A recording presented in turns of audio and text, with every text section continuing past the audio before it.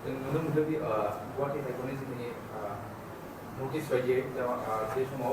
इलेक्सना जानांगौमोन फोस्रांखांनाया जानांगौमोन नाथाय बे टाइमा बारलांबाय नाथाय गभर्नमेन्टआ दिनैसिम बे खामानिखौ मावाखै बिसोर गभर्नमेन्टआ दा बिनि सायाव नोंथांमोना मा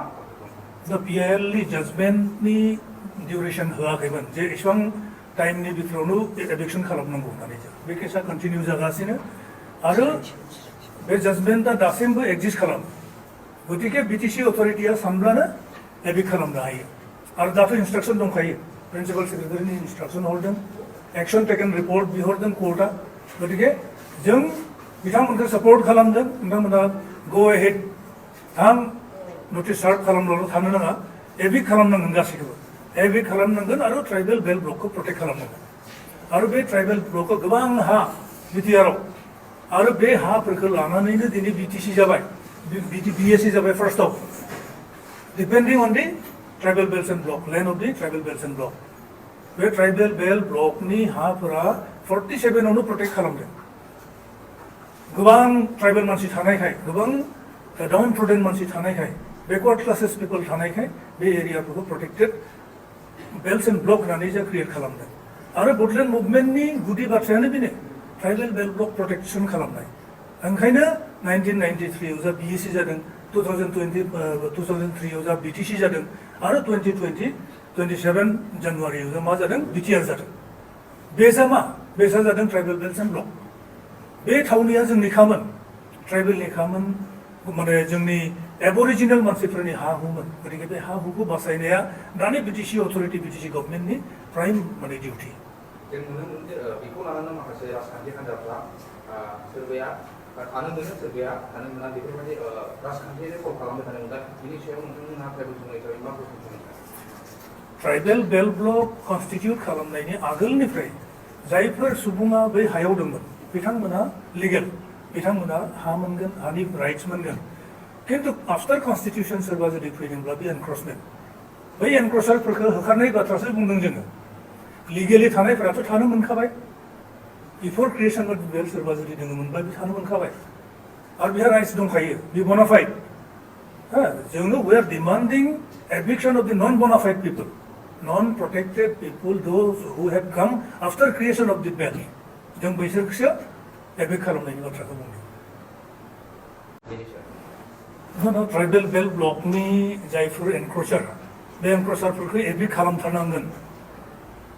खालि नटिसल' होब्ला जाया नटिस होनायनि उनाव एक्सनाव थांनांगोन आरो एभिक्ट खालामथारनांगोन रिमुभ खालामनो थाखाय प्रद्युत कुमार बरा मुंनि सासे जोहोलावा मानगोनां गुवाहाटी हाइकर्टआव केस होदोंमोन पिआइएल बे पिआइएल केसनि जा जाजमेन्ट बे जाजमेन्टआव बिटिआरनि जेरावहाय ट्राइबेल बेल्ट ब्लक दङ बे ट्राइबेल बेल्ट ब्लकनि एनक्रचारफोरखौ रिमुभ खालामनो थाखाय जाजमेन्ट होदों थ' बे जाजमेन्टखौ फल' खालामथारनांगोन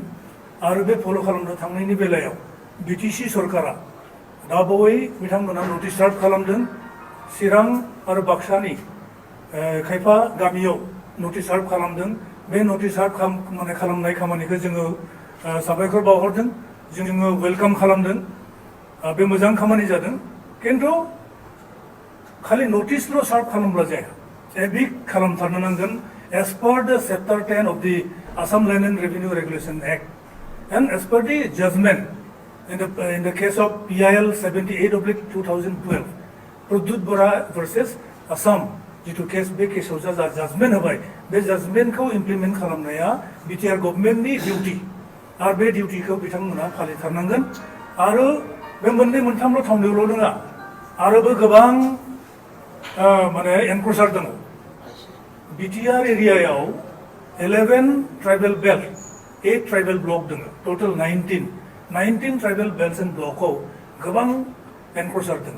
नन प्रटेक्टेड क्लास अफ पिपला बिसोरो आवग्रिनानै लानानै दङ फर्सफुलि हाफोरखौ आवग्रिनानै लादों बै एनक्रचमेन्टफोरखौ जा रिमुभ खालामनो थाखाय हाइकर्टआ जाजमेन्ट होदों आरो बेखौ बिथांमोना मावफुंनो थांनायनि बेलायाव बेखौबो नायनांगोन जाहाथे जोंनि प्रटेक्टेड क्लासफोरखौ जाहाथे टाच खालामा जोंनि बर'फोरखौ जाहाथे टाच खालामा ट्राइबेल माहारिफोरखौ जाहाथे टाच खालामा आरो जायफोर सुबुङा ट्राइबेल बेल्ट ब्लक कनस्ट्राक्सननि बा कनस्टिटिउसननि आगोलनिफ्राय थानाय मानसिफोरखौ बिथांमोना टाच खालामनो हानाय नङागोन आरो सोरबाफोर जुदि एनक्रोच खालामदों ट्राइबेल बिथांमोननो लेन्ड हानि पाट्टा होनायनि बेबस्था लानांगोन फरेस्ट राइट एक्ट इमप्लिमेन्ट खालामनानै फरेस्टआव थानाय ट्राइबेलफोरनो as per the recognition of settle tribe and other traditional forest dwellers recognition of forest right act 2006 नि बायदियै बिथांमोननो हानि पाट्टा होनांगोन हानि सत्त होनांगोन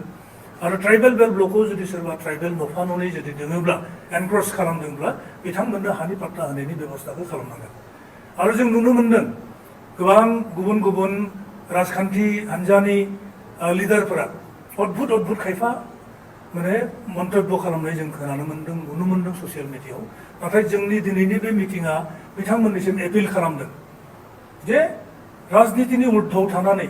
राजनितिनि सायाव थांनानै जोंनि ट्राइबेलनि हाफोरखौ माबोरै बासायनो हायो ट्राइबेल बेल्ट ब्लकफोरखौ बोरैहाय प्रटेक्ट खालामनो हायो बेनि थाखाय बिथांमोनाबो हेफाजाब होनांगौ BTC गभर्नमेन्टखौ हेफाजाब होनांगौ आरो एनक्रोचारफोरखौ एभिक्ट खालामनानै बेनिफ्राय डेपर्टेशन खालामनायनि मोनसे बेबस्था खालामनो थाखाय दिनैनि बे मिटिङा जोङो गभर्नमेन्टखौ डिमान्ड खालामदों आरो जों आसा फालिदों जे BTC गभर्नमेन्टआ थाबैनो एभिक्शन ड्राइभ खालामगोन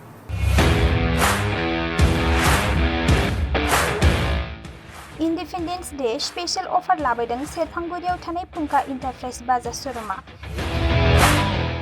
बाजाज बाइक सालायनो मोजां मोनग्रा सुबुंफोरनि थाखाय गाहाम खौरां क'क्राझार जिल्लानि सेरफांगुरियाव थानाय फुंखा इन्टारप्राइज बाजाज श'रुमा होगासिनो दं 31 आगस्तसिम इन्डिपेन्डेन्स डे स्पेशल अफारनि एक्सेन्स बाइक बायगिरि बिथांमोना इसेल' बिबांनि रां होग्रोनानै प्लेटिनानि मडेल बाजाज सिटीनि मडेल आरो पालसार 125 नि गासैबो मडेलनि बाइकखौ आरसि आरो इन्सुरेन्स लाफानानै 10,999 रां बेसेनावनो लवेस्ट डाउन पेमेन्ट होनानै